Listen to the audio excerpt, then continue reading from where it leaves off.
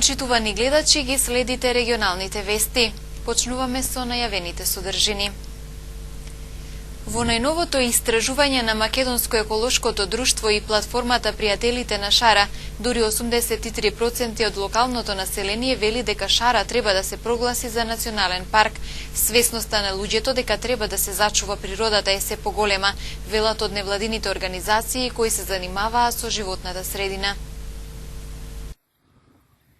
83% од локалното население кое живее во општините кои гравитираат на Шар планина смета дека ова планинско подрачје треба да биде прогласено за национален парк. Сличен е процентот на испитаниците, кои одговориле дека природата на овој планински предел не е заштитена. Ова се дел од резултатите добиени од 410 испитаници од 30 населени места. Истражувањето покажало дека голем дел од населението веќе е свесно за придобивките од Шар планинскиот масив, во случај да биде прогласено за заштитено подрачје. Главното е дека свесноста можеби во изминативе 10 години е навистина промената во однос на заштитата на природата на Шара. Значи луѓето постојано гледаат што се случува во однос на илегалната сеча. Голем број од испитаниците кажуваат дека имаат штети во свој приватен имот дури. Да не ги спомнувам поплавите што се случија.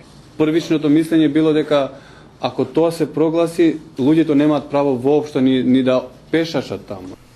Истражувањето тврдило дека населението очекува позитивни промени врз развојот на нивниот регион, ако Шар планина се прогласи за национален парк. 83% од испитаниците сметаат дека планината има потенцијал за развој на планинскиот туризам, а речиси сите анкетирани граѓани изразиле желба производите од Шара да имаат назнаката еко. Секој сака да направи нека подобра иднина за себе си. Така што потенцијалот за развој на екотуризмот на Шар планина и етнотуризмот и било која друга форма на алтернативен туризам е огромен. Анкетата спроведена од платформата Пријателите на Шара ќе биде доставена до државните институции. Резултатите треба да помогнат во забрзување на постапката за прогласување на Шар планина за национален парк, иницијатива стара 2 децении, која за жал се уште не е влезена во собраниска процедура. Рем Шопинг центар започна со продажба на станови и апартмани изградени по најновите светски стандарди. Становите се со површина од 48 до 159 метри квадратни. Секој стан има паркинг, мониторинг, видеофон, алармен систем и лифт. Становите и апартманите се со наши цени. 1 квадратен метар од 750 до 800 евра, со можност на купување преку комерцијални банки, како и со готовинско плаќање со екстра услови. Приклучете се на семејството на Рем Шопинг центар. Жителите од Горна Бањица остварија средба со градоначалникот на Гостивар Невзат Бејта, на која разговараа околу проблемот со отварањето на каменолом за ископ на варовник на локација над нивното село. Кои протестираат против отворањето на нов каменолом близу нивното село, побарале помош и поддршка од општинските власти на Гостивар. Представници на местната заедница и граѓани од селото оствариле средба со гостиварскиот градоначалник, на која го образложиле проблемот. Тие, како и пред камерите, ја искажале својата загриженост дека работата на каменоломот за ископ на варовник ќе им го загрози здравието и загади нивите. Од првиот човек на Гостивар добиле уверување дека нивните поплаки ќе ги адресира до владините институции, кои натаму треба да ги разгледат и да дадат одговор. Градоначалникот Невзат Бејта изрази разбирање за загриженоста на граѓаните, потенцирајќи дека општината ќе биде на нивна страна за секакви евентуални проблеми кои може да произлезат од целата ситуација, се вели во општинското соопштение за средбата. Населението од Горна Бањица протестира против отворањето на каменоломот од почетокот на месецов. Фирмата која треба да врши експлоатација на варовник на локацијата има добиено концесија во траење од 30 години.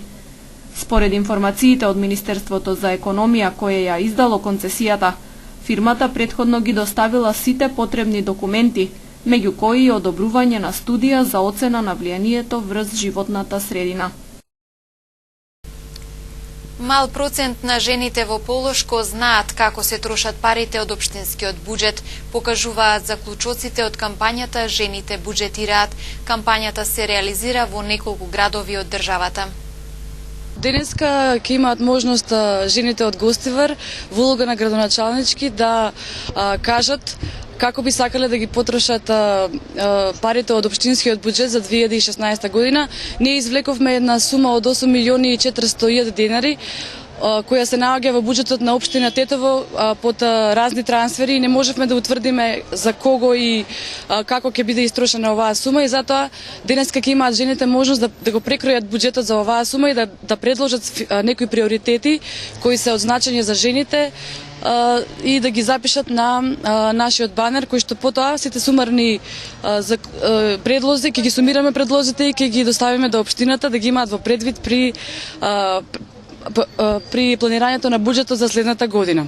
Оваа кампања е трета поред мартовска кампања на акција Сдруженска, се вика Жените буџетираат и со оваа кампања имаме за цел да алармираме за тоа дека одлучувањето за јавните финансии не треба да биде затворена зона за жените и кампањата е во еден вид улична анкета преку која жените ќе се запознаат со висината на буџетот на општина Тетово и ќе имаат можност да се поттикнат, сакаме да го поттикнеме нивниот интерес за одлучувањето за јавните финансии. Оваа кампања ја одржуваме заедно со локалната организација Женски форум Тетово и се одржува и во уште 5 градови во Македонија со сите организации кои се вклучени во менторска програма за застапување и следење на родовата еднаквост во локалните буџети. Овој проект е финансиран од USAID програмата за граѓанско општество, спроведувана од Фондација Отворено општество. Бидејќи оваа кампања вчера ја одржавме во Гостивар, претежно нивните предлози се за намалување на сиромаштијата, зголемување на работни места за младите, а и ние во рамките на нашите активности спроведовме едно истражување за родовата еднаквост на пазарот на трудот и утврдивме дека жената во Полошкиот регион е сиромашна. 50% од семејствата каде што жените се невработени живеат со приходи од 18.000 денари, а 1/3 од семејствата каде што жената е вработена исто така живеат сиромашно со приходи до 18.000 денари месечно.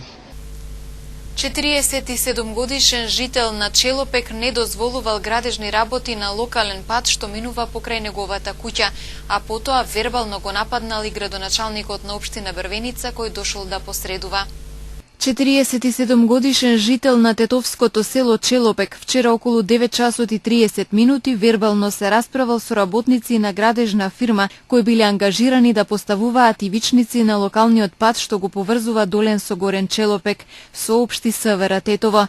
Како што се наведува во денешниот полициски билтен, лицето не им дозволувало на работниците да ги изведуваат работите пред неговата куќа. Тогаш работниците го повикале градоначалникот на општина Брвеница, која била инвеститор на зафатот, да посредува, но кавгаджијата и него вербално го нападнал. Набрзо повикана е полициска служба и 47 годишниот жител на Челопек е приведен, предупреден и пуштен. Се работи на целосно расчистување на случајот, пошто ќе следува соодветен поднесок. 58 патнички и товарни возила со различни видови неисправност открила сообраќајната полиција во вчерашната контрола и во престојниот викенд следат засилени контроли на патиштата во Тетовскиот регион. Засилените сообраќајно-контролни активности на секторот за внатрешни работи Тетово, кои во континуитет се спроведуваат од почетокот на годинава, секојдневно добиваат на интензитет. Во текот на вчерашниот ден со вакви активности во Тетово вкупно откриени се 58 патнички и товарни возила со различни видови неисправност. 11 од нив биле со истечена регистрација до и над 30 дена. 9 возачи управувале без дозвола, појава која во значителна мерка и натаму е присутна на тетовските простори, а прекршок направиле 4 возачи почетници. Поради овие и други прекршоци исклучени од сообраќај се 11 возила и 14 возачи.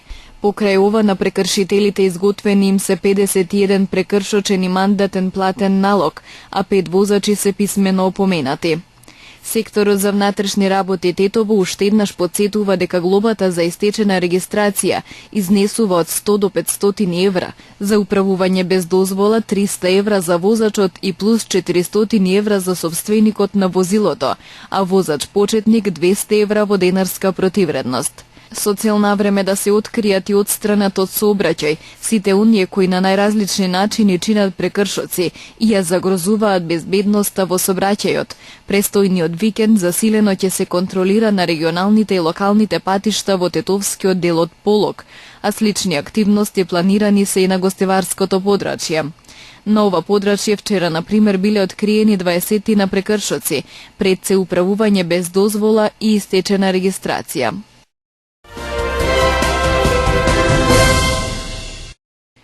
Би сакал да им порачам на граѓаните на Република Македонија да бидат спокојни. Ни на крај памет не ми паднало и не ми паѓа да помилувам педофили, наркодилери, силеџи на избори, терористи и екстремисти, истакнува председателот Ѓорѓе Иванов, одговарајќи на новинарско прашање дали ќе ги искористи вратените ингеренции по одлуката на Уставниот суд за укинување на забраната за помилување на овие категории лица.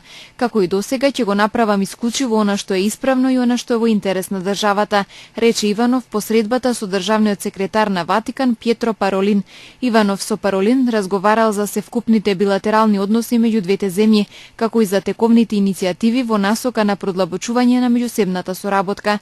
Македонскиот претседател ја поздрави одлуката на Ватикан за прогласување на мајка Тереза за светица, информира кабинетот на претседателот. Кардиналот Паролин се сретна и со премиерот Емил Димитриев.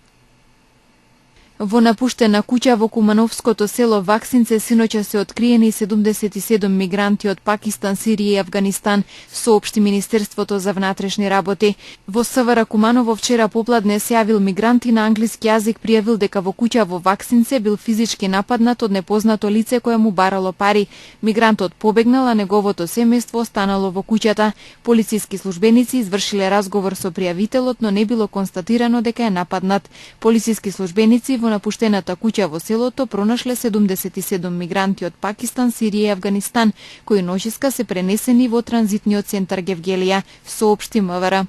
Одложено е разгледувањето на извештајот на специјалното јавно обвинителство во Советот на обвинители затоа што е неопходно присуство на специјалната обвинителка Катица Јанева на седницата за да се објаснат некои нејасноти и проблеми кои се наведени во него, изјави председателот на Советот Петар Анески. Тој вели дека седницата за оваа точка е закажана за следната недела и повторно е повикана Јанева да присуствува. Аневски не сакаше да зборува ни за спорните точки од извештајот, ниту за 5 предмети кои Јанева ги бара од нив.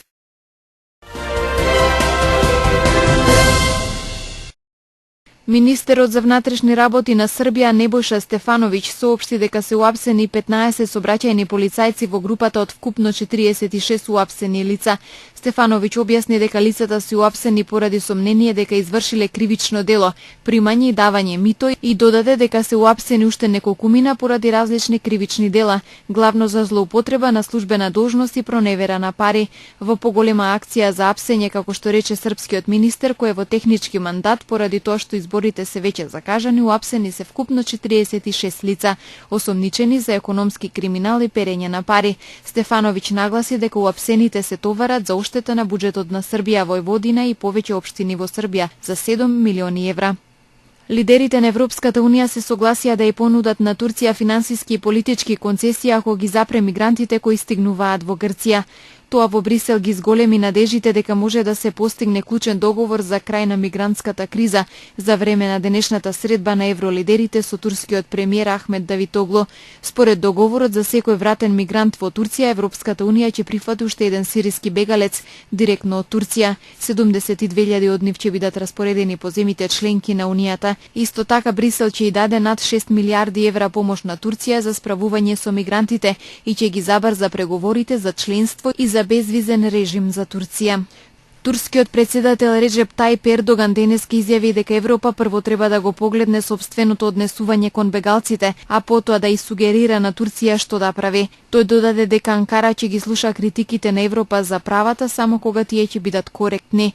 Пред новинарите Ердоган нагласи дека Европа танцува по минско поле, со тоа што директно или индиректно ги поддржува терористичките групи. Според зборовите на турскиот председател, Европа действува нечесно и неискрено во односот со овие организации. Според него различни терористички групи во Турција се обединиле против државата. Бразилски судија го блокираше назначувањето на поранешниот председател Луис Инасио Лула да Салва за шеф на кабинетот на сегашниот председател на Бразил Дилма Русеф, веднаш по церемонијата на поставување на новата функција. Интервенцијата на судијата се објаснува како неопходна затоа што постоел ризик од прекинување на една федерална истрага против Лула, која е во тек доколку тој биде поставен за член на владиниот кабинет. Според бразилските закони, истрага против членови на кабинетот може да отвори и да води само Врховниот суд, но не и федералните судови. Еден таков суд води истрага против поранешниот председател Лула околу неговата вмешаност во големиот корупцијски скандал, поврзан со државната нафтена компанија Петробрас.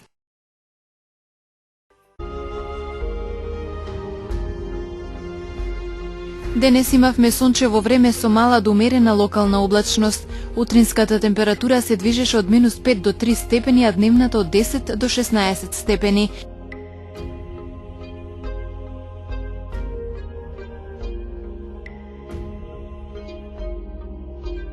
Според управата за хидрометеоролошки работи, времето утре ќе биде сончево со мала до умерена облачност и со умерен северен ветер. Утринската температура ќе се движи од -2 до 3 степени, а дневната од 10 до 17 степени.